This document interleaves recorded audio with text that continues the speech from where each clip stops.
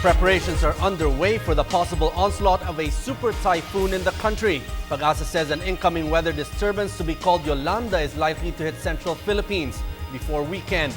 Malacanang has already alerted concerned government agencies to make necessary preparations. Meanwhile, Communications Secretary Sonny Colomas said the Philippines will soon adopt a Japanese digital TV standard with a built-in emergency alert system that is also vital during calamities. Rocky Ignacio with added details.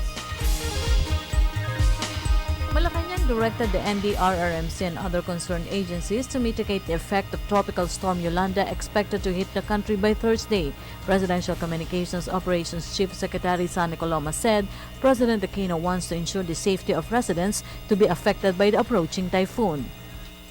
Ito po yung particular na aksyon nila on the ground level to discuss measures to undertake in preparation for the approaching Tropical Storm Yolanda.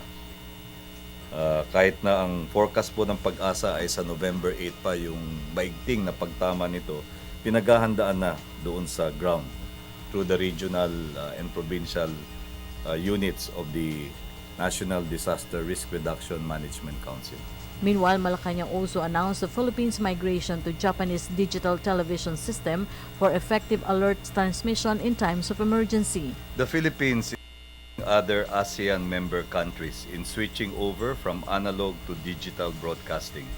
This is one of the significant aspects of connectivity for regional integration that is envisioned to be fully attained by 2015 with the full fruition of the ASEAN Economic Community AEC integration.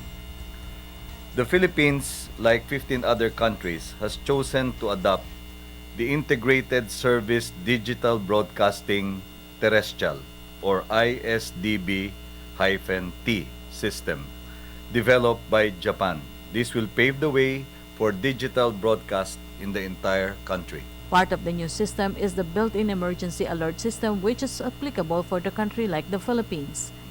All major stakeholder groups signified their agreement to the adoption of the ISDB-T system.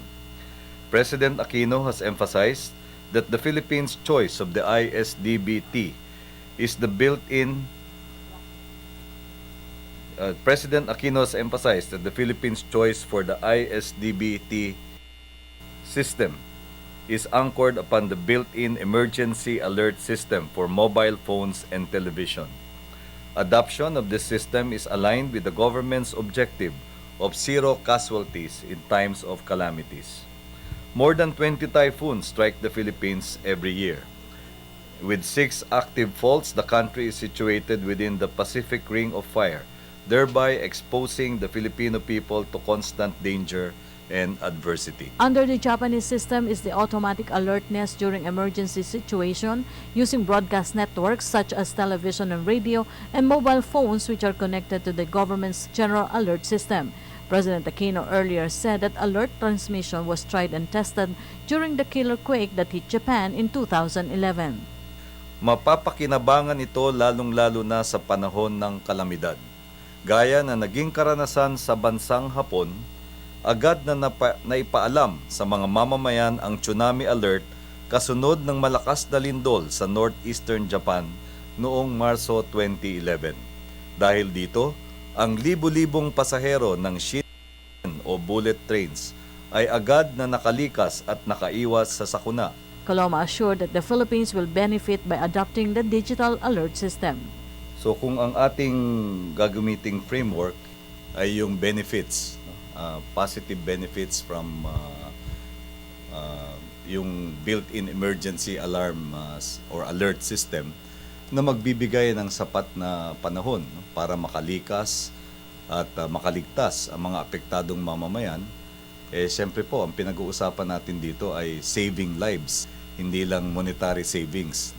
At batid po natin kung gaano kahalaga ang buhay. Kaya nga po ang ating Pangulo ang parating sinasabi, kapag may kalamidad, ang ating sama-samang pagtulungan ay yung magkaroon lamang tayo ng zero casualty. Dahil mahalaga po ang bawat buhay. At present, the NTC is preparing the memorandum circular for the project. Coloma said Malacanang expects that public consultation will be held by the NTC through the help of the KBP for the formulation of implementing rules and regulations for the new digital system. For the People's Television, Ignacio.